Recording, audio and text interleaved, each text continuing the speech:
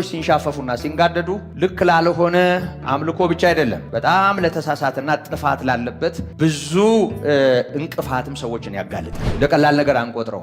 አሁንም ቢሆን ከክፉ የምንጠበቅበት ብቸኛው መንገድ ጤናማው ትምህርት መሆኑን ልናስተውል ያስፈልጋል። ይህን ትምህርት ስንማር ከልዩ መንፈስም ከልዩ ወንጌልም ከልዩ ክርስቶስም እንድንድንና እግዚአብሔርን በተገቢ ሁኔታ እንድንረዳው። ምክንያቱም እግዚአብሔር በክርስቶስ ነው ፍንትው ብሎ የታየንና ወይም ደግሞ ስለ ሥላሴ ያለን እምነት ወይም መረዳት መጽሐፍ ቅዱሳዊ መሆኑን በማስረገጥ ተደላድለን ማስረጃ ያለው መረዳት ኖሮን እግዚአብሔርን እንድናመልከው የቆምንበት መሰረት መጽሐፍ ቅዱሳዊ መሆኑን እንድናውቅና ያመነውም ይሄ በሥላሴ ያመነ ወይም የሥላሴ አማኝ ነኝ እያለ ወይም በአብ በወልድ በመንፈስ ቅዱስ አንድ አምላክነት አምናለሁ እያለ ግን መጽሐፍ ቅዱሳዊ ማስረጃ ያለው ነገር እንዳለ ለማይሰማው ቃል በቃል ፊደሉን መጽሐፍ ቅዱስ ላይ ስለማያገኘው መጽሐፍ ቅዱሳዊ ትምህርት ያልሆነ ስለሚመስለው በቃ እንዲህ ርፍ ብሎ መጽሐፍ ቅዱሳዊ የሆነውን መሰረት በማወቅ ማስረጃ ያለው መረዳት እንዲኖረውና አማኙን በሌላ ቋንቋ የተደላደለ ማድረግ ነው።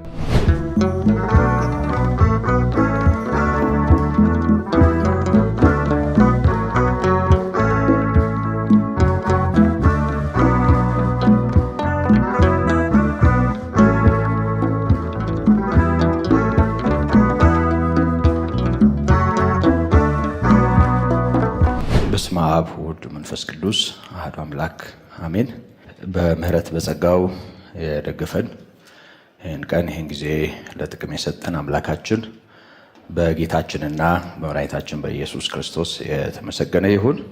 እንግዲህ እግዚአብሔር በሰጠን ጊዜና እድል ስለ ምስጢረ ሥላሴ ወይም ስለ ቅድስት ሥላሴ ወይም ደግሞ ስለ ሥላሴ እንማራለን።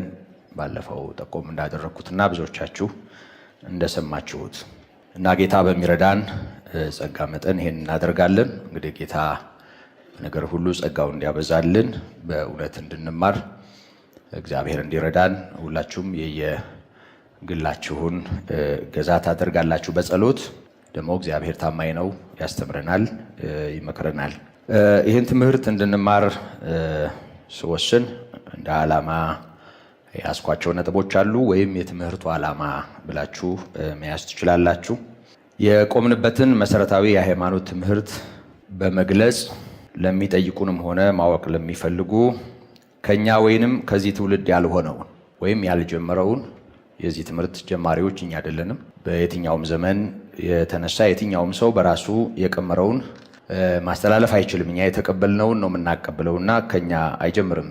ትምህርተ ሥላሴ ወይም ምስጢረ ሥላሴ ወይም ስለ ሥላሴ የሚኖረን ትምህርትና ጤናማውን የሃይማኖት ትምህርት የተቀበልነውን ከኛ የማይጀምረውን ማወቅ ለሚፈልጉ ሰዎች ወይም ደግሞ በዚህ ጉዳይ ጥያቄ ላላቸው ሰዎች ግልጽ ማድረግ እና ጤናማውን ወይም የተቀበልነውን ትምህርት በዛው ሁኔታ ለሰሚው ወይም ይሄንን ለሚቀበል ማቀበል ነው ዋናው ዓላማው።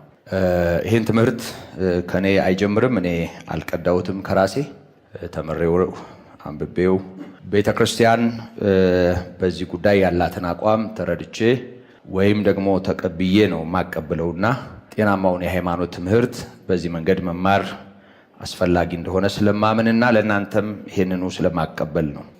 ሃይማኖት የሚለው ቃል ሲነሳ ያው ብዙ ጊዜ በትምህርታችን እንደምናነሳው ብዙ ጊዜ ቤተ እምነት የሚል ወይም ደግሞ የሃይማኖት ተቋም ከሚል ነገር ጋር አይምሯችን ስለሚያያይዘው ሃይማኖት ሲባል የተለያየ ቤተ እምነትን ነው አይምሯችን የሚያስበው። እንደሱ እንድታስቡ እድል አይሰጥም ይሄ ትምህርት። ሃይማኖት በክርስቶስ በኩል የተገለጠውን እውነት ማዕከል ያደረገ እምነት ነው። ስለዚህ ሃይማኖት በመጽሐፍ ቅዱስ አሉታዊ ትርጉም የለውም። ብዙ ሰዎች ለምን እንደሆነ አላውቅም ለዚህ ቃል አሉታዊ ነገር አላቸው እና እኔ ሃይማኖተኛ አይደለሁም ሲሉ እንሰማለን። አንዳንዶቹ ያው ድርጅታዊ ሐሳብ የለኝም፣ እኔ ባለሁበት አጥር አልወሰንም፣ እኔ ባለሁበት ቤተ እምነት አልገደብም፣ ዋናው ነገር ይሄ ሰው የፈጠረው ቡድን አይደለም ለማለት እንደሚነገር ይገባኛል። ያም ቢሆን ልክ አይደለም። መጽሐፍ ቅዱስ አዎንታዊ በሆነ መንገድ ያጠራውን ቃል ማጠልሸትና ማህበረሰቡ ለዚህ ቃል የተለየ ትርጉም እንዲኖረው ማድረግ ልክ አይደለም። ስለዚህ የአማርኛው መጽሐፍ ቅዱስ ስናነብ ሃይማኖት ሃይማኖት ሃይማኖት የሚሉ ተደጋጋሚ ቃላትን እንመለከታለን እና ሃይማኖታዊና ጤናማ የሃይማኖት ትምህርት ስንል ሃይማኖት አሉታዊ ስላልሆነ ሃይማኖት ከጌታ የተቀበልነው ከጌታ የተቀበሉ ያቀበሉንና እኛም እንዲሁ የምናቀበለው እውነት ስለሆነ ከኛ የማይጀምረውን እውነት ያው ከመሰረቱ ወይም ደግሞ ከተቀበልንበት ምንጭ ለሌላው ማቀበል ወይም እንደተቀበልነው እንዲሁ ማቀበል ነው። አንድ ሁለት ሶስት ጥቅሶችን ላስታውሳችሁ። ሁለተኛ ጢሞቴዎስ 4:7 እና ይሁዳ ቁጥር 3 እና ቁጥር 20 ላይ ያለውን ቃል በዚሁ ማዕቀፍ ላስታውሳችሁ ወዳለሁ። ሁለተኛ ጢሞቴዎስ ምዕራፍ 4 ቁጥር 7 ላይ መልካሙን ገድል ተጋድያለሁ፣ ሩጫውንም ፈጽሜያለሁ፣ ሃይማኖትን ጠብቄያለሁ ይላል። ሃይማኖትን ጠብቄያለሁ ይላል። ከዛ ባሻገር ይሁዳ በመልእክቱ ይሁዳ አንድ ምዕራፍ እንዳለው ይታወቃል። ቁጥር 3 ላይ ወዳጆች ሆይ ስለምንካፈለው ስለ መዳናችን ልጽፍላችሁ እጅግ ተግቼ ሳለሁ ለቅዱሳን አንድ ጊዜ ፈጽሞ ስለተሰጠ ሃይማኖት እንድትጋደሉ እየመከርኳችሁ እጽፍላችሁ ዘንድ ግድ ሆነብኝ ይላል። ለቅዱሳን አንድ ጊዜ ስለተሰጠ ሃይማኖት።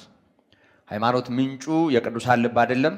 ሃይማኖት ምንጩ የቤተ ክርስቲያን ሰዎች አቋም አይደለም።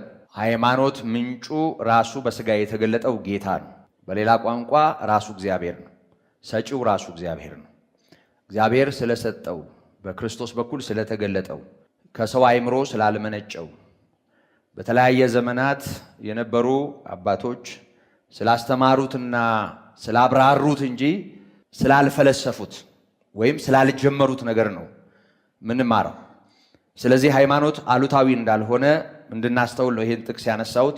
አንድ ጊዜ ፈጽሞ ለቅዱሳን ስለተሰጠ ሃይማኖት እንድትጋደሉ ይላል። የምታስታውሱ ይመስለኛል አንደኛ ጢሞቴዎስ ምዕራፍ 4 የመጀመሪያው አንቀጽ ላይ በውሸተኞች ግብዝነት የተሰጠውን የአጋንንትን ትምህርት እያደመጡ ሃይማኖትን ይክዳሉ ይላል። እንደገና አንደኛ ጢሞቴዎስ ምዕራፍ 1 ቁጥር 20 ላይ ወይም የመጨረሻው ሐረግ ላይ መርከብ ያለ መሪ እንደሚጠፋ አንዳንዶች ሕሊናን ጥለው በሃይማኖት ነገር ጠፍተዋል ይላል።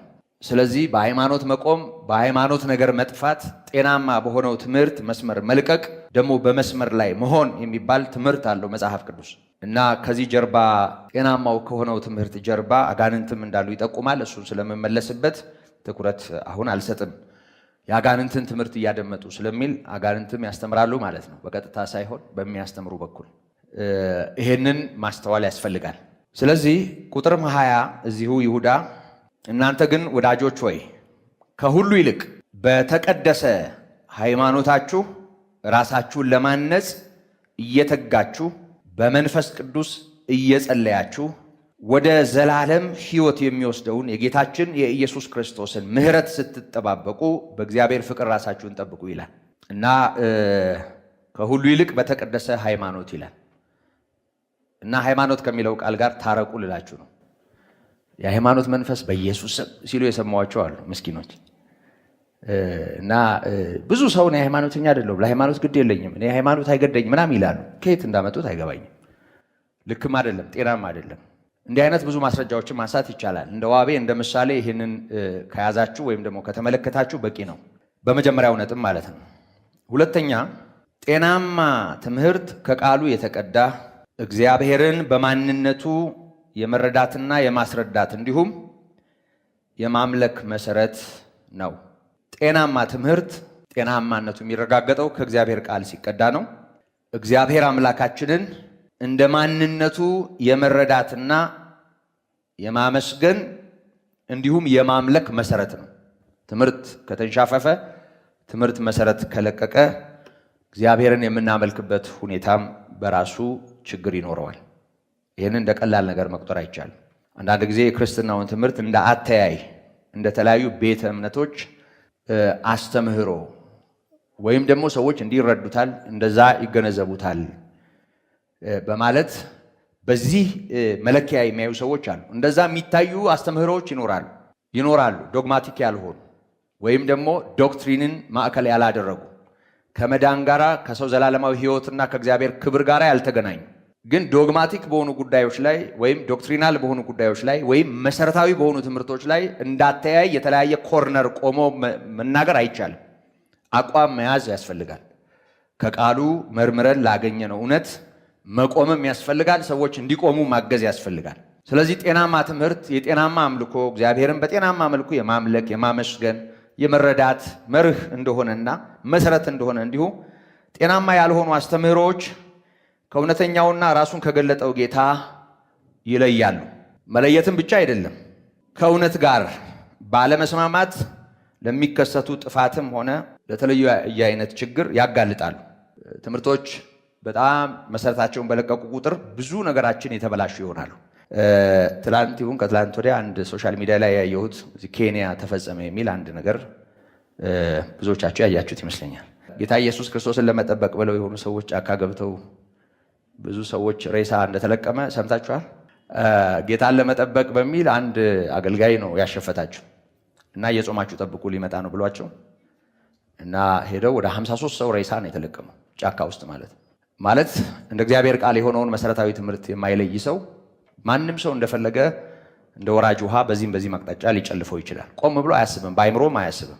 እንደዚህ እንድንጠብቀው ጌታ ተናግሯል ወይ ቀን ቀጥሯል ወይ ብሎም አያሰላስልም። በምን ሚዛን ትቆማለህ? ምንድነው መለኪያ?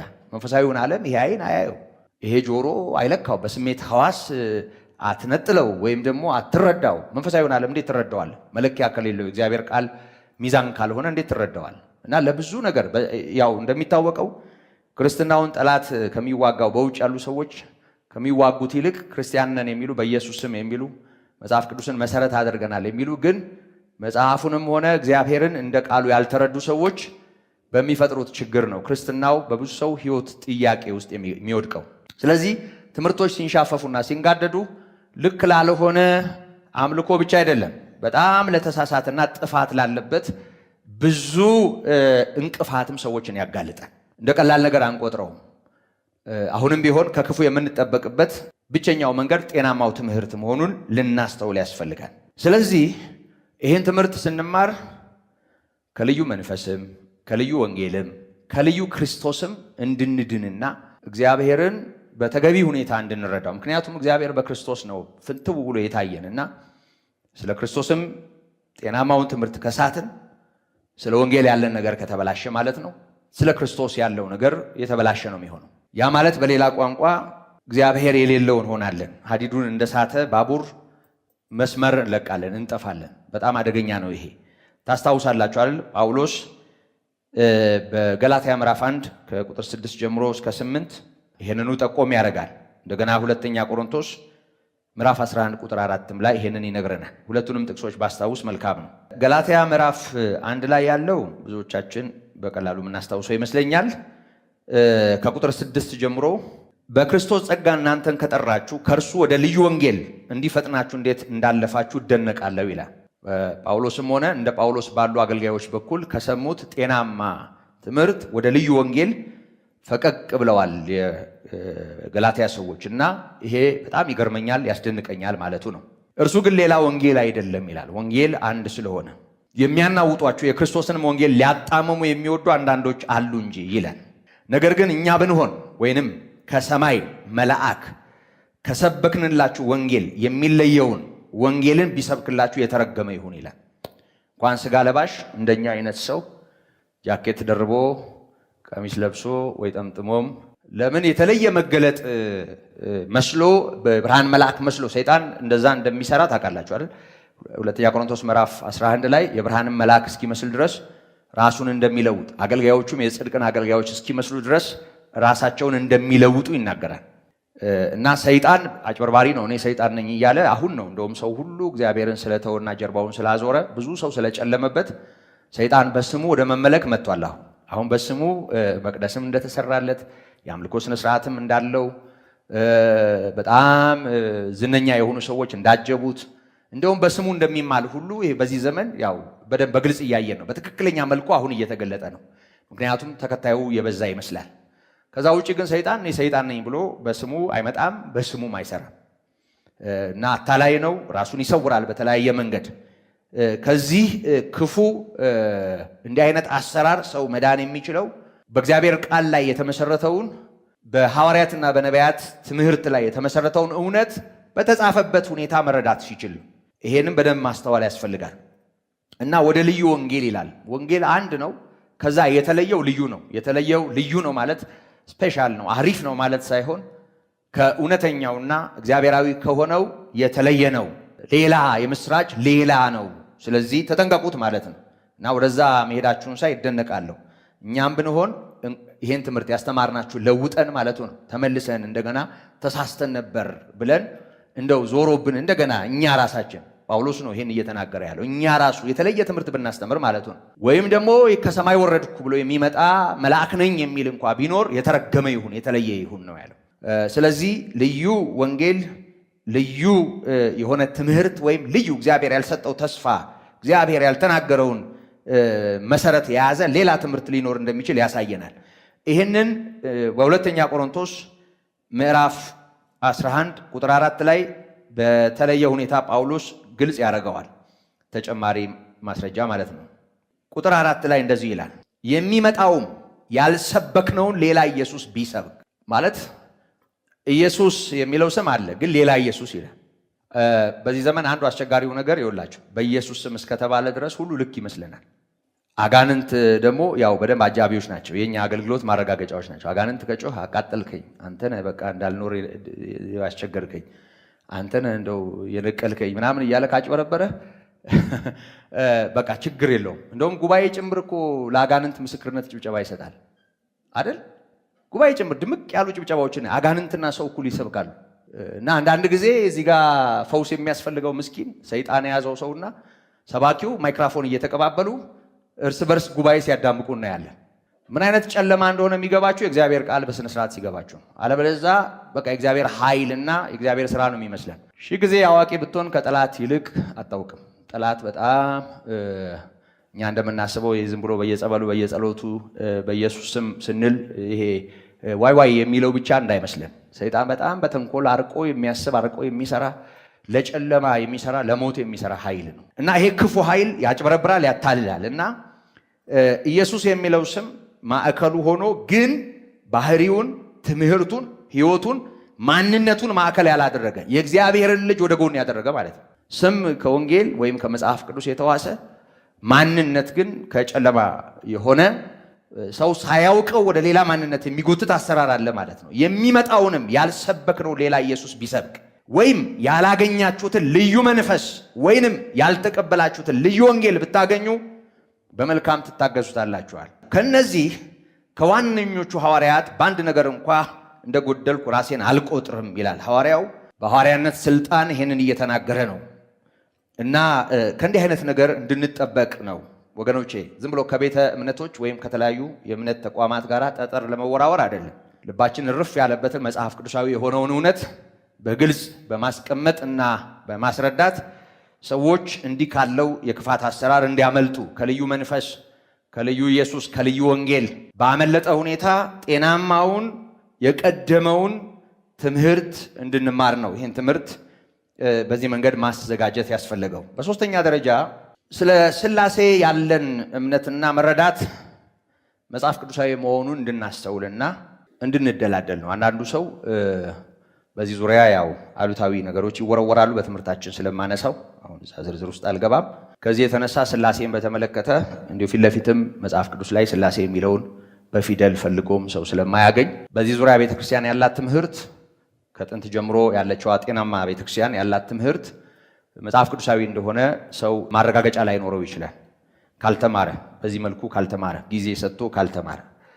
ከዚህ የተነሳ ይህ ትምህርት ወይም ደግሞ ስለ ሥላሴ ያለን እምነት ወይም መረዳት መጽሐፍ ቅዱሳዊ መሆኑን በማስረገጥ ተደላድለን ማስረጃ ያለው መረዳት ኖሮን እግዚአብሔርን እንድናመልከው የቆምንበት መሰረት መጽሐፍ ቅዱሳዊ መሆኑን እንድናውቅና ያመነውም ይሄ በሥላሴ ያመነ ወይም የሥላሴ አማኝ ነኝ እያለ ወይም በአብ በወልድ በመንፈስ ቅዱስ አንድ አምላክነት አምናለሁ እያለ ግን መጽሐፍ ቅዱሳዊ ማስረጃ ያለው ነገር እንዳለ ለማይሰማው ቃል በቃል ፊደሉን መጽሐፍ ቅዱስ ላይ ስለማያገኘው መጽሐፍ ቅዱሳዊ ትምህርት ያልሆነ ስለሚመስለው በቃ እንዲህ ርፍ ብሎ መጽሐፍ ቅዱሳዊ የሆነውን መሰረት በማወቅ ማስረጃ ያለው መረዳት እንዲኖረውና አማኙን በሌላ ቋንቋ የተደላደለ ማድረግ ነው። ስለዚህ በዚህ ዓላማ ወይም በእነዚህ ዓላማዎች መሰረት ነው ይህን ትምህርት የምንማረው። እንግዲህ ያው ወደ መግቢያው እንሄዳለን። ሥላሴ የሚለው ቃል ያው በሀገራችን ከግዕዝ የተወረሰ ነው። ሶስትነት የሚል ትርጉም ነው ያለው። ትሪኒቲ መነሻው የላቲን ወርድ እንደሆነ ይታወቃል፣ ወይም ከላቲን እንደሆነ ይታወቃል። ይሄም አቻ ትርጉም ነው። ሶስትነት የሚል አቻ ትርጉም ያለው ቃል ነው።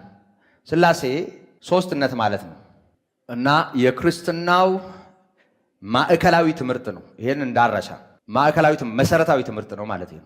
ዶግማ ነው ይሄ፣ ዶክትሪን ነው ይሄ። ከዚህ መሰረታዊ ትምህርት ውጪ ቤተክርስቲያን ትምህርት አይኖራትም።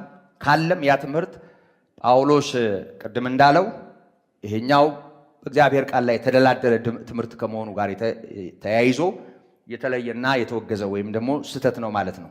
በሌላ ቋንቋ ሥላሴ አንዱ አምላክ በሶስትነት ማለትም በማይበላለጥ ማንነት ወይም በመለኮት አንድ የሆነው እግዚአብሔር በሶስት አካል በሶስት ስም በሶስት ግብር የሚገለጥበት ቃል ነው። ሥላሴ የሚለው ቃል የአንዱን አምላክ ሶስትነት ወይም በአካል ሶስት በስም ሶስት በግብር ሶስት መሆኑን ለማስረዳት የምንጠቀምበት ቃል ነው። ስም አካልና ግብር ስለሚብራራ ችግር የለውም። መግቢያ ላይ ነን ያለነው። ሥላሴ የሚለው ቃል የአንዱን አምላካችን አንድ ነው አይደል? በስመ አብ ወወልድ ወመንፈስ ቅዱስ አሃዱ አምላክ አሜን። አንድ አምላክ ነው አምላካችን። አብ ወልድ መንፈስ ቅዱስ በሚል ስም ከስም አኳያ ከአካል አኳያ በተለየ አካል አብ እንዲሁ ወልድም እንዲሁ መንፈስ ቅዱስም እንደዚሁ በተለየ አካል ማለት በተለየ አካል ማለት ነው። አብ ወልድ አይደለም፣ ወልድም አብ አይደለም፣ ወይም መንፈስ ቅዱስ አይደለም፣ መንፈስ ቅዱስም አብና ወልድ አይደለም፣ በተለየ አካል። ይህንን ጠቅለል አድርጎ ለማስረዳት የምንጠቀምበት የመለኮትን ወይም ደግሞ የአምላካችንን አንድም ሶስትምነት የሚገልጥ ቃል ነው። ጠቅለል ባለመልኩ ሥላሴ እንደው ዲፋይን እናድርግ ብለን ብናስብ ሰብሰብ ያለ ቃል ስለ ሥላሴ እናስቀምጥ ብንል እንዲህ ማስቀመጥ እንችላለን። ቃል በቃል መያዝ ትችላላችሁ። በዝርዝር ከምናየው ትምህርት ጋር ተያይዞ እያንዳንዱ ስለሚፈታ ወይም ስለሚበተን እንዲህ ሰብሰብ አድርገን በአንድ ቃል ወይም በአንድ ቃል ማለት በአንድ አንቀጽ ማስቀመጥ እንችላለን።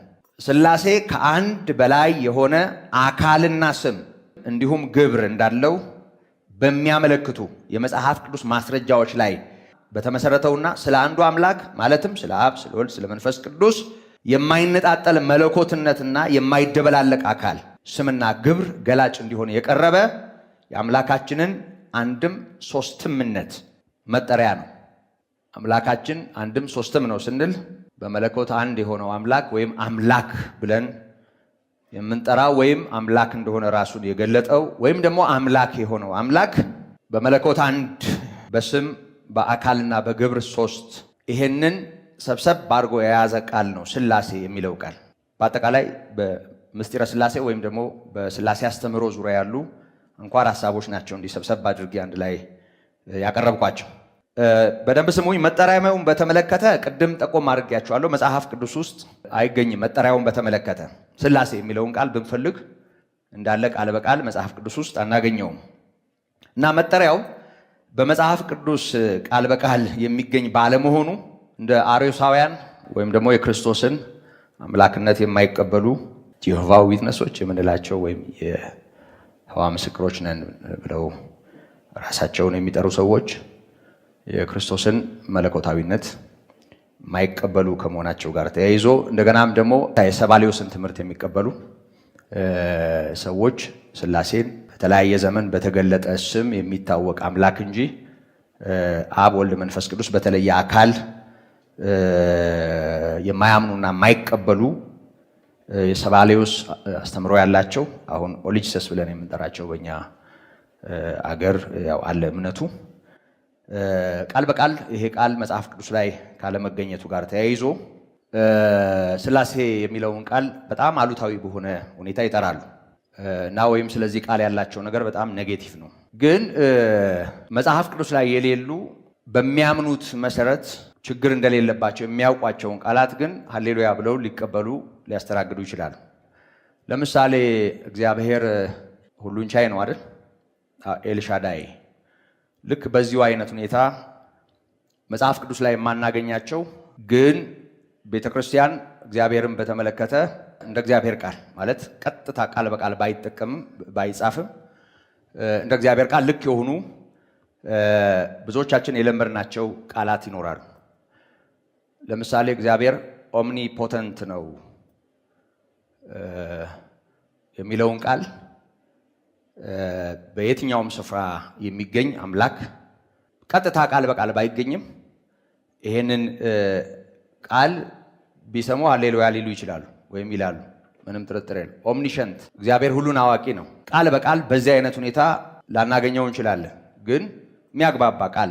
ልክ እንደዚሁ ሁሉ ብዙ አይነት እንዲህ አይነት ነገሮችን ያው ወደ ስያሜው ስንመጣ ስለማነሳው ነው፣ እንደ ምሳሌ ነው አሁን ጠቆም የማደርጋቸው። እንዲህ አይነት ነገሮችን መቀበል አይከብዳቸውም። ከእምነታቸው ጋራ ወይም ከአስተሳሰባቸው ጋራ የሚሄድ ከሆነ እችን ምንም ሳይቃወሙ አሜን ይሏታል። ለምሳሌ አንዴ የገጠመኝን ነገር ላስታውሳቸው። አንድ ጊዜ ባስ ውስጥ ነው፣ በጣም ከረጅም ዓመት በፊት ከተማ አውቶቡስ ውስጥ እና አንድ ሰው እና ሌላ ሰው ይከራከራሉ እና በአስተሳሰቡ አንደኛው ተከራካሪ ከንግግሩ እንደተረዳሁት በኋላም ደግሞ በግልጽ እንደተረዳሁት ሥላሴን የማይቀበል ሰው ነው። ሥላሴን የማይቀበል ሰው ነው እና ለዛኛው ማስረጃ የሌለው ዕውቀት ላለው ማለት እንደ መጽሐፍ ቅዱሱ የሆነ ነገር መጥቀስ ለማይችል ግን በእምነት ደረጃ እንዲህ ለሚያስበው ሰው አንዳንድ ነገሮችን እያቀረበ ሁለቱ ይጨቃጨቃሉ እና ከልጅ ልጅህ ተወልጄ አድንሃለሁ ብሎት ነበረ አዳም በወደቀ ጊዜ አይደል አለው ለዚህኛው እና ይሄኛውም አሜን አለ። አዎ አለ። አሁን ከልጅ ልጅ ተወልጄ ምናምን የሚለውን እዚህ ውስጥ ታገኙታላችሁ። ግን እድሜ ልካችንን ስንሰማው ኖረናል አይደል? ከልጅ ልጅ ተወልጄ የሚለውን ቃል የሚያብራሩ ሰዎች ቃሉን ከዘፍጥረት 3 ጋር አገናኝተው ነው የሚናገሩት። ያው በአንተና በሴቲቱ በዘርህና በዘሯ መካከል ጠላትነትን አደርጋለሁ፣ አንተ ሰኮናውን ትቀጠቅጣለህ፣ እሷ ናትህን የሚለውን ይሄን ሲያብራሩ ከድንግል ማርያም የሚወለደውን እኛን የሚያድነውን ክርስቶስን መገለጥ ያመለክታል። ራሱ ጌታ ሰው ሆኖ እንደሚያድን የሚያሳይ ትምህርት ነው ብለው ሲያስተምሩ ሰምተናል። ትምህርቱ ስህተት የለበትም። ጥቅስ ግን አለው። ጥቅስ አለው ወይ? ቃል በቃል ከልጅ ልጅህ ብለን እናገኛለን ከዚህ ጋር እና የገረመኝ ምንም ችግር የለው ማለት ጥቅሱ ስለሌለ ጥቅሱን ትቶ ባለው መነጋገር ይቻላል። ግን ካስተሳሰቡ በጣም ስለተረዳው ጠጋልኩና አሁን አንተ ያልከውን ነገር ታምንበታለህ አልኩት።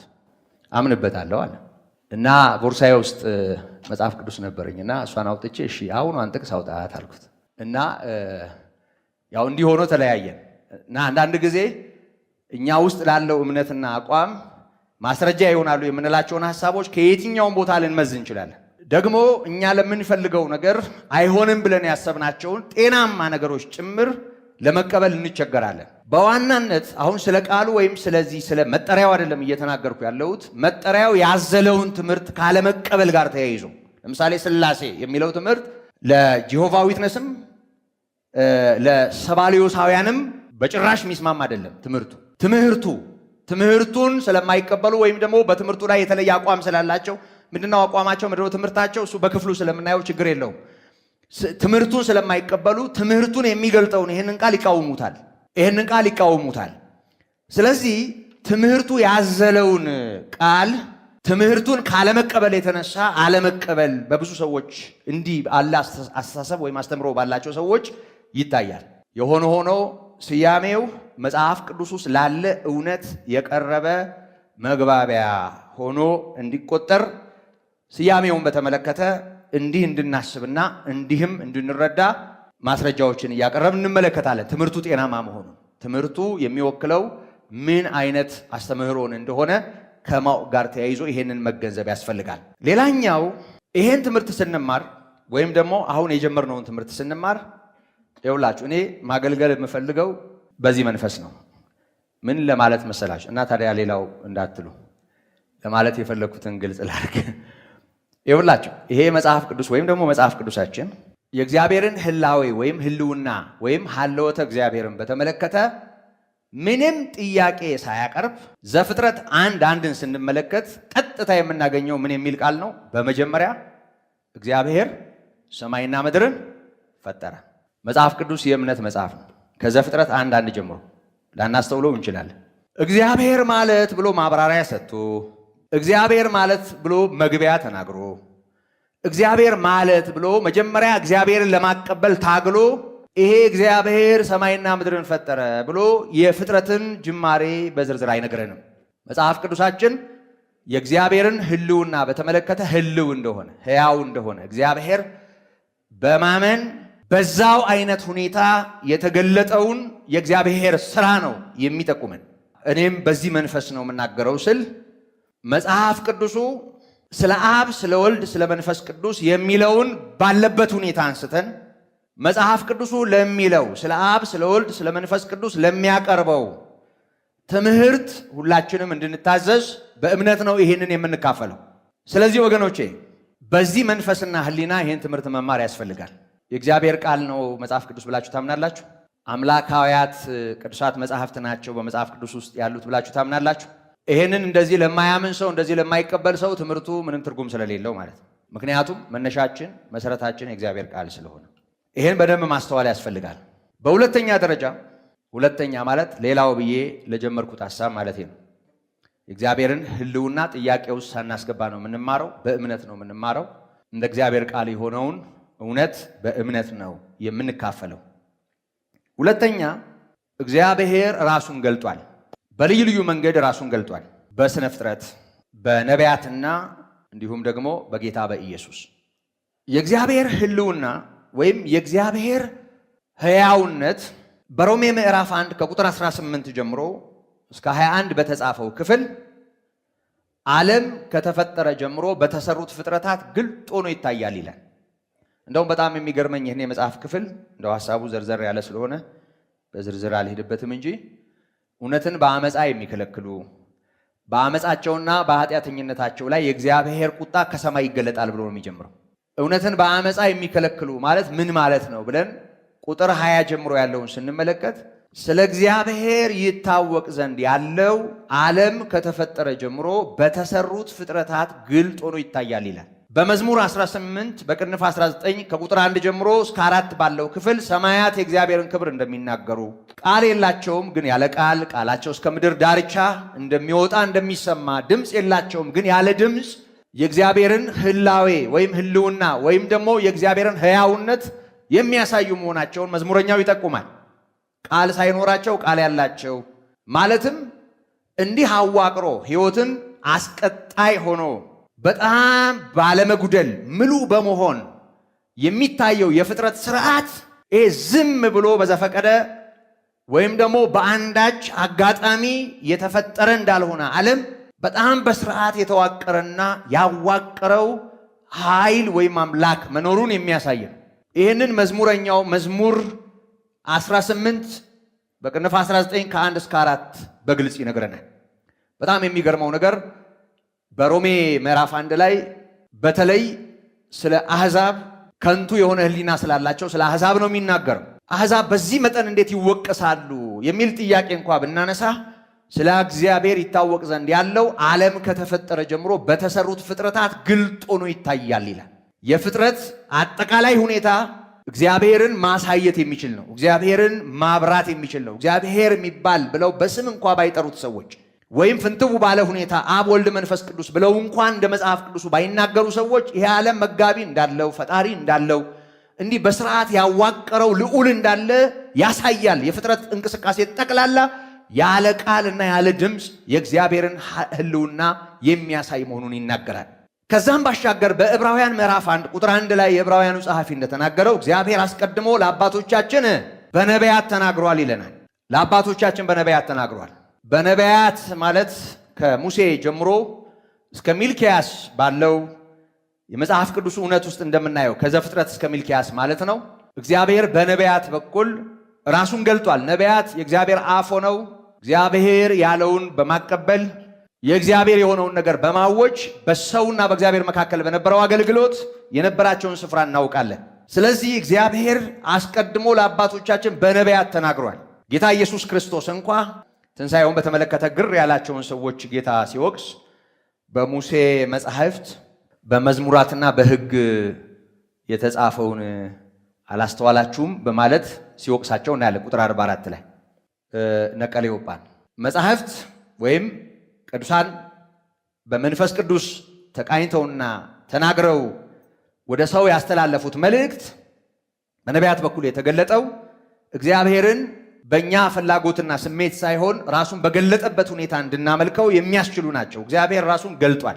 ፍንትው ያለው መገለጥ ግን በደንብ የተብራራው መገለጥ ስሙንም አካሉንም ለይተን እንድናውቅ የሚያደርገው መገለጥ ግን በኢየሱስ ክርስቶስ የታየው ወይም የተገለጠው እውነት ነው።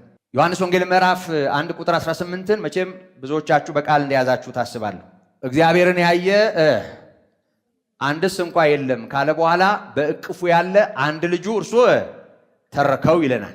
ስለ እግዚአብሔር አሁን ያለን እምነትና አሁን ያለን ግንዛቤ እግዚአብሔርን በተመለከተ ማለትም ስሙንም አካሉንም ግብሩንም ባህሪያቱን በቅዱሳት መጻሕፍት የተገለጡትን የእግዚአብሔርን ትክክለኛ ገጽታ የሚያሳዩ ትምህርቶች ጠቅላላ በጣም በተቃናና ጥርት ባለመልኩ ከክርስቶስ ኢየሱስ መገለጥ ጋር ተያይዞ ነው ያየነውና የተረዳነው። እንደውም ዮሐንስ 1:18 ላይ ያለው ቃል ከዛ በፊት የነበሩት መገለጦች ደምሳሳ እንደሆኑ ወይም ደብዛዛ እንደሆኑ ወይም ፍንትው እንዳላሉ እንደውም ከዚህ የተነሳ እግዚአብሔር አልታየም፣ እግዚአብሔር ለማንም አልተገለጠም እስኪል ድረስ እግዚአብሔርን ያየው ከቶ አንድስ እንኳ የለም ካለ በኋላ በእቅፉ ያለ አንድ ልጁ ተረከው ሲል እንደው እግዚአብሔር እንደታየ የሚገልጡ የብሉይ ኪዳን ሐሳቦች ጠቅላላ በክርስቶስ ከተገለጠው እውነት የተነሳ እግዚአብሔር ጨርሶ እንዳልታወቀም እንዳልታየም የሚያስረዱ እንደሆኑ አድርጎ መግለጡን እናያለን። ስለዚህ ፍጹም የሆነውን ምሉ የሆነውን የእግዚአብሔርን ማንነት በተለይ ከተነሳንበት ትምህርት አኳያ ደግሞ የአብ የወልድ የመንፈስ ቅዱስን የአካልም ሆነ የስም የግብር ልዩነት በዚህ መጠን ፍንትው አድርጎ ያሳየን የጌታችን የኢየሱስ ክርስቶስ መገለጥ ነው። ለምሳሌ በወንጌላት ሦስቱም ወንጌላውያን ማቴዎስ፣ ማርቆስና ሉቃስ በኩል ደረጃ የመዘገቡትን የጌታችን የኢየሱስ ክርስቶስን ጥምቀት በተመለከተ ብናነሳ ማቴዎስ 3:16 ጀምሮ እስከ 17 ያለውን ቃል እንደ ምሳሌ ብንወስድ ጌታ ኢየሱስ ክርስቶስ በዮሐንስ እጅ ለመጠመቅ ወደ ውሃው ሲቀርብ ወይም ደግሞ ጌታ ሲጠመቅ እግዚአብሔር አብ ከላይ በመሆን ተናግሯል። በእርሱ ደስ የሚለኝ የምወደው ልጄ ይሄ ነው በማለት መንፈስ ቅዱስ በርግብ አምሳል መውረዱን እናያለን።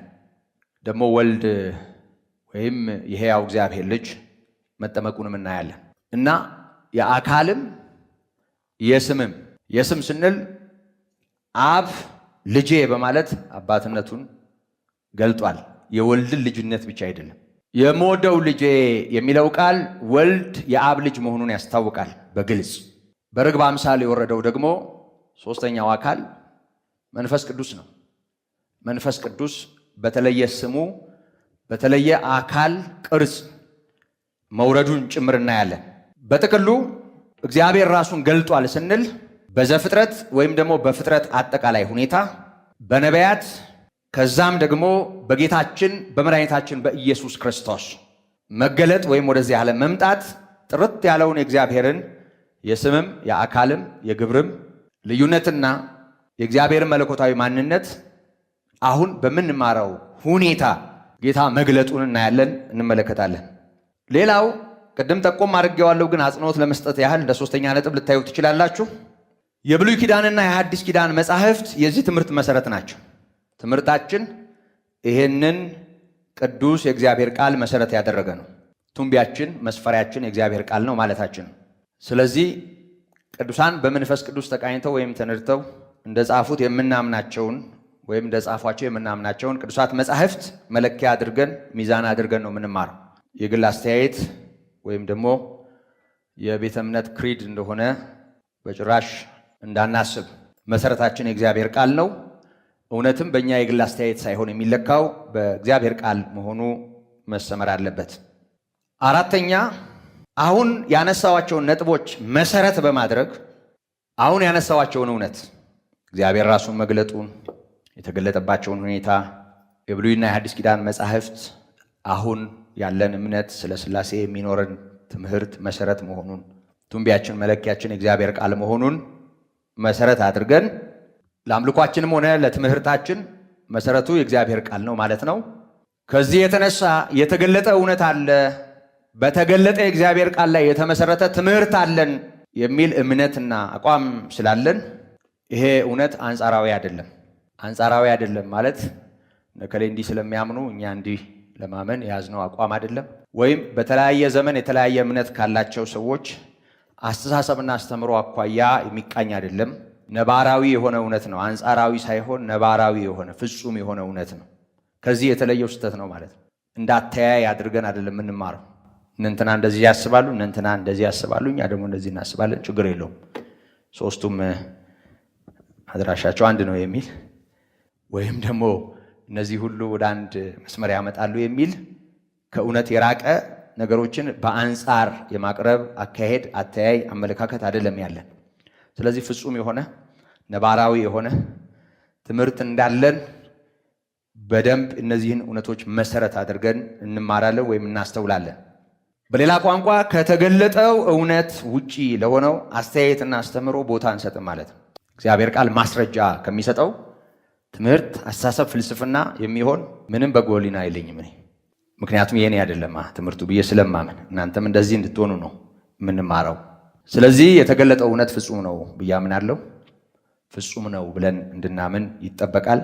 ከዚያ ውጪ የሆነውን ነገር እንዲሁ በአንጻራዊነት ዝም ብለን እንዳተያይ ወይም ደግሞ እንደሆነ ዘመን የሆነ ግሩፕ ተውት አድርጎ ማሰብ አንችልም።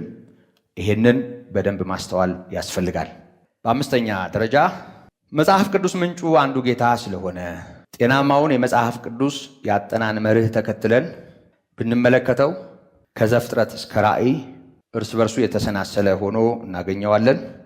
አሁን ስላለን ርዕስ ስላደረግነው ትምህርት ስለ ሥላሴም ወይም ስለ አብ፣ ስለ ወልድ፣ ስለ መንፈስ ቅዱስ ከዘፍጥረት እስከ ራእይ እንዲህ የተያያዘ ወይም የተሰናሰለ ወይም የተሳሰረ በተለያዩ የመጽሐፍ ቅዱስ ክፍሎች ውስጥ የቀረበ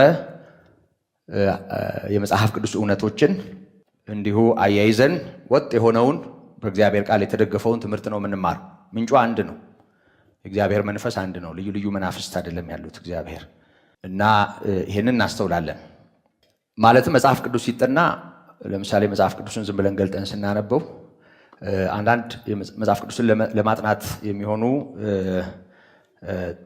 ትንሽ መግቢያ ወይም ማስረጂ ያላቸውን መጽሐፍት ምናልባት ተመልክታችሁ ሊሆን ይችላል። አሁን ለምሳሌ ይሄን መጽሐፍ ቅዱስ አሁን ብዙዎቻችን የያዝነው መጽሐፍ ቅዱስ ስንገልጠው ያው ዘፍጥረት 1 ብሎ ይጀምራል። ወደ ማቴዎስም ከመጣን ያው በዛው ሁኔታ የጌታችን የኢየሱስ ክርስቶስን የትውልድ ሐረግ ባለበት ሁኔታ ይመዘግብልናል እና ለምሳሌ አዲሱ መደበኛ ትርጉም ሊሆን ይችላል። ሌሎችም እንደዚህ አይነት እትሞች ይኖራሉ እና ስለምናነበው የመጽሐፍ ቅዱስ ክፍል አጭር መግቢያ ይሰጣሉ። ለምሳሌ መጽሐፍ ቅዱስ ስናጠና እዚህ ብዙ መጽሐፍ ቅዱሶችን የመጽሐፍ ቅዱስ ክፍሎችን እያጠና እንደሆነ ታውቃላችሁ። ማን ጻፈው፣ መቼ ተጻፈ፣ ለምን ተጻፈ፣ ተደራሲያን ወይም የተጻፈላቸው ሰዎች እነማን ነበሩ፣ የመጽሐፉ በጊዜው ለነበሩት ሰዎች ምን አይነት ትርጉም ይሰጥ ነበር ወይም ምን አይነት ትርጉም እንዲሰጡ ነው የቀረበው የሚሉ መጠይቆችን ይዘን ጊዜውንም ተደራሲያኑንም የተጻፈበትን ዘመንም የተጻፈበትን ዓላማውንም ማዕከል አድርገን ነው የምናጠናው እንደምታውቁ። ስለዚህ የምናነበውን መጽሐፍ በጤናማ መንገድ እንድንረዳው ከታሪክ ጋር ጉዳዩን እናያይዘዋለን ማለት ነው። አንዳንድ ጊዜ ታሪክ ብቻም ሳይሆን የምናነበውን ክፍል ሰዋሰዋዊ ትርጉም ደግሞ እሱንም ጭምር አንዳንድ ጊዜ ከትውልድ ይወላችሁ መጽሐፍ ቅዱስ እንደው ዝም ብሎ ኮፒ ፔስት ተደርጎ ለየትውልድ ሁሉ ያው እዛው የነበረው እንዳለ እንደዚሁ ለቋንቋ ጥንቃቄ ሳይደረግ ሰዎች ይህን እንዴት ይረዱታል፣ ይሄ ትርጉም ለዚህኛው ማህበረሰብና ለዚህኛው ቋንቋ ምን አይነት አቻ ትርጉም አለው የሚል ነገር በደንብ ሳይጠና ዝም ብሎ አይገለበጥም። ወይም ደግሞ እንደው ዝም ብሎ ሸምድደን ያንን በማነብነብም ጽድቅ የለም። መጽሐፍ ቅዱስን እንድንረዳው ሆኖ ነው እየተተረጎመ እንደውም በዓለም ላይ እንደ መጽሐፍ ቅዱስ በልዩ ልዩ ቋንቋ በመተርጎምና ሰዎች እንዲያገኙት በማድረግ እየታተመ ምንም አይነት መጽሐፍ የለም። እንደውም አንዳንድ መጽሐፍት ያው ከመጀመሪያ ከተጻፈበት ቋንቋ ሲወጣ እንደው እንደ አስማት ሁሉ ነገር እንደሚበላሽ ተቆጥሮ እንዳለ ድፍን ብሎ ባለበት ሁኔታ ያንኑ ቋንቋም ጭምር የዛኑ አገር ባህል ጭምር ሰዎች እንዲያጠኑት ይገደዳሉ። እንዲህ አይነት እምነት እንዳለ ታውቃላችሁ። ወደ መጽሐፍ ቅዱሱ ስንመጣ ግን ሰዎች እንዲረዱት መልእክቱን እንዲገነዘቡት ወይም ደግሞ በሚገባቸው ቋንቋ ቅርብ እንዲሆንላቸው ተደርጎ ነው የተተረጎመው። በጣም የመጽሐፍ ቅዱስ የትርጉም ስራ ምን ያህል አድካሚ እንደሆነ አንዳንድ ጊዜ ያው ቃላት አቻ ትርጉም ያጣሉ። ታውቃላችሁ አይደል? ከቋንቋ ወደ ቋንቋ ሲተረጎም ቋንቋ ወይም ደግሞ ቃላት እንደ ተናጋሪው ብዛት እንደ ስልጣኔው የሚሰፋ የሚያድግ የሚዳብርና የዛኑ ያህል ደግሞ የሚጫጭ እንደሆነም ይታወቃል። ለምንድን ነው ይሄን የምላችሁ?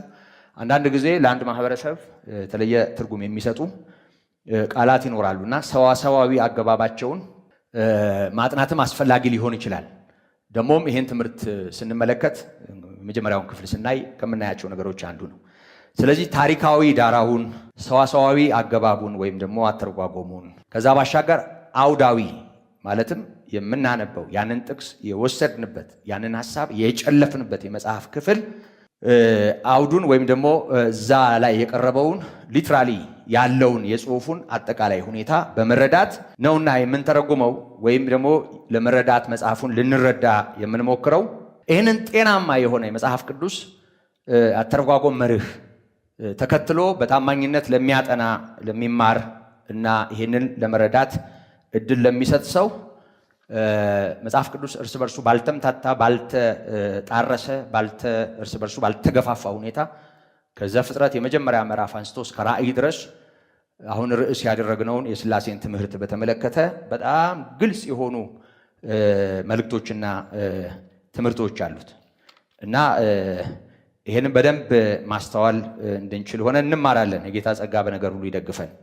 ጠቅለል ባለ መልኩ በዚህ ትምህርት ወይም ደግሞ በዚህ መርሃ ግብር አምላክ ወይም መለኮት አብ፣ ወልድ፣ መንፈስ ቅዱስ መሆኑን አምላክ ብለን ስንጠራ አምላካችን ስንል ስለ አብ፣ ስለ ወልድ፣ ስለ መንፈስ ቅዱስ እየተናገርን እንደሆነ አብ፣ ወልድ፣ መንፈስ ቅዱስ መሆኑን አብ አምላክ፣ ወልድም አምላክ፣ መንፈስ ቅዱስም አምላክ መሆኑን ይሁን እንጂ ሶስት አምላክ ብለን በመለኮት ሶስት ብለን በጭራሽ እንደማንናገር እንማራለን።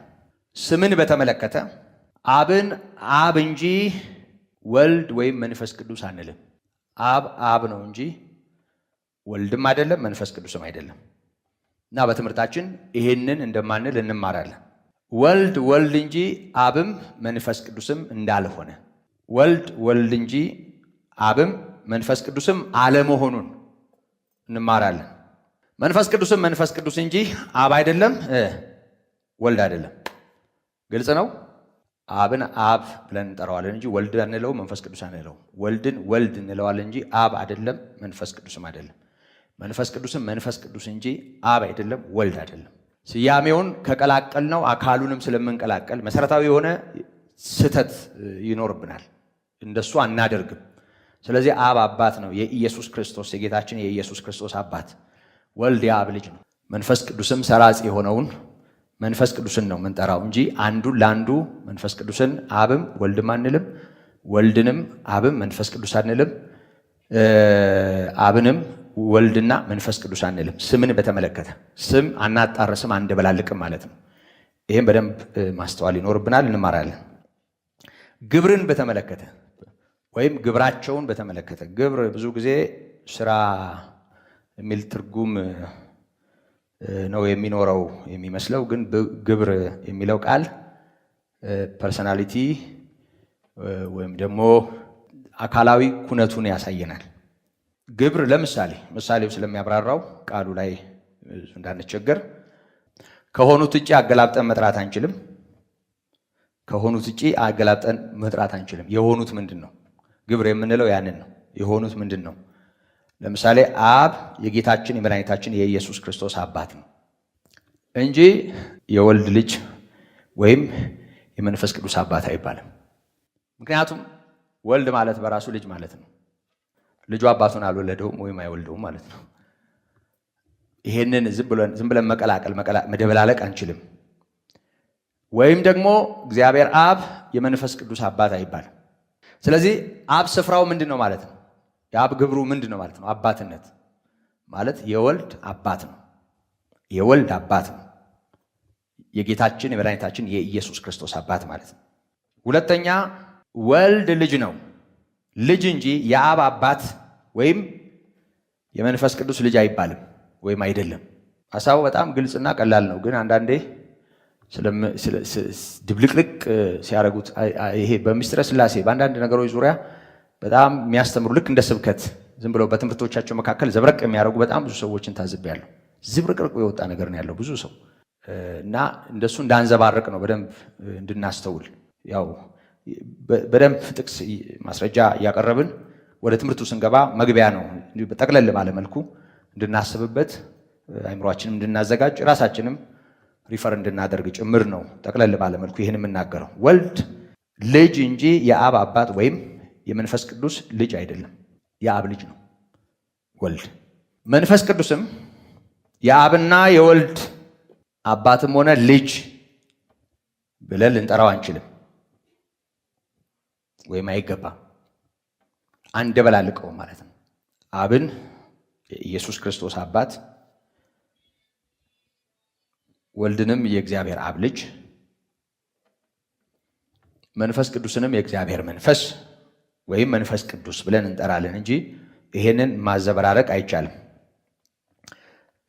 ማጠቃለያ ጌታችን መድኃኒታችን ኢየሱስ ክርስቶስ በትምህርቱም ሆነ እንዲሁም በቤዛነቱ በሙሉ አገልግሎቱ አብ ከእርሱ የተለየ አካልና ስም ያለው መሆኑን አስታውቋል። እርሱ እያለ አባቱን እየጠራ በአካል ከእሱ የተለየ የእሱ አባት መሆኑን ግልጽ ባለ ሁኔታ አስታውቋል። ወንጌላት ይህንን ፍንትው አድርገው ያሳዩናል። አሁንም በስጋዌው ጌታ ኢየሱስ ክርስቶስ መንፈስ ቅዱስ ሌላኛው አጽናኝ መሆኑን በመግለጥ ተናግሯል ወይም አስተምሯል። በተለየ አካል ሌላኛ መሆኑን አንዱን አካል አይደለም በተለያየ ስም የምንጠራው አንዱን መለኮት እንጂ ይሄንን በግልጽ አሳይቷል። አሁንም ነፍሱን አደራ በማለት ለአባቱ በመስጠትም በተለየ አካል አብን አሳይቷል። ጌታችን በምድር ቆይታው አንድም ቦታ አብን እሱ በተጠራበት ቃል ብሎ አልጠራም። አብን ቃል ብሎ አልጠራም። አብ ቃል አልተባለም። ቃል ስግው ቃል የሆነው ወልድ ነው። ስለዚህ ብሉይ ኪዳንም ሆነ አዲስ ኪዳን እግዚአብሔር አንድ እንደሆነና አብ ከጌታችን ከኢየሱስ ክርስቶስ በስጋ ከተገለጠው በስምም በግብርም የተለየ መሆኑን አሳይቷል። ጠቅለል ባለመልኩ ይህንን ማዕከል አድርገን ነው የምንማረው። የጌታ ጸጋ ይብዛልን። በጸሎት አገልግሎቱን ደግፉ፣ እግዚአብሔር እንዲረዳን። በተጨማሪ ስብከት ስላልሆነ ለመማር ስትመጡ ማስታወሻ ይኑራችሁ። መጽሐፍ ቅዱስ ያው ብዙ ጊዜ እንደዚህ ሃርድ ኮፒ ቢሆን እመርጣለሁ እኔ ከሞባይሎቻችን ይልቅ ያው መልእክትም ብዙ ነገሮች እየመጡ አይምሯችንን ወዲያ ወዲህ ስለሚያደርጉት መጽሐፍ ቅዱስም እጃችን ላይ ቢኖር መልካም ነው። በዋናነት ማስታወሻ ይኑረን። ስብከት አይደለም እና ዝም ብላችሁ በጆሮአችሁ ገብቶ ዝም ብሎ አይምሮ ላይ እንደሚቀር እንዳታስቡ። ትምህርት ስለሆነ በስነ ስርዓት በማስታወሻ መያዝ ያስፈልጋል። ያው ብዙዎቻችሁ ማስታወሻ አላችሁ፣ እግዚአብሔር ይመስገን። ጌታ ያስተምረናል።